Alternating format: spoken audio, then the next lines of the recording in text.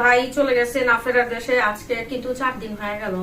তো আসলে মানুষের জন্য কিন্তু সময় থেমে থাকে না। দেখেন, মানুষগুলো চলে যাচ্ছে এক এক করে জীবন থেকে, প্রিয় মানুষগুলো, তারপরেও কিন্তু বাঁচতে হবে, চলতে হবে।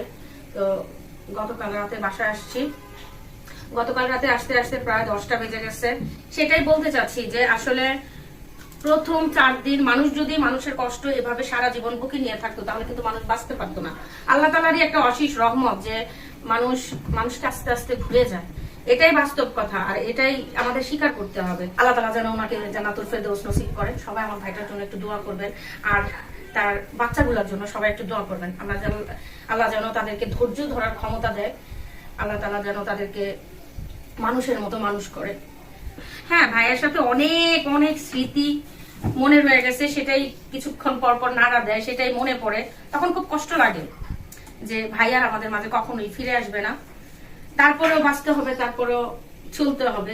মনে পড়ে, খুব কষ্ট লাগে, কারণ কষ্ট অনুভব করা ছাড়া আমরা তো কিছুই করতে পারবো না। হয়তো ভাইয়ের জন্য দোয়া করতে পারবো, আর এই দোয়ার রাস্তাটাই শুধু খোলা আছে। জানি না কার হাতের দোয়া আল্লাহ তাআলা কখন কবুল করবে, আমরা কেউই জানি না। সবাই একটু আমার ভাইটার জন্য দোয়া করবেন। আল্লাহ তাআলা যেন আমার ভাইটাকে জান্নাত নসিব করে, ওনার যত দোষ যত গুনাহ আল্লাহ তাআলা যেন মাফ করে দেয়।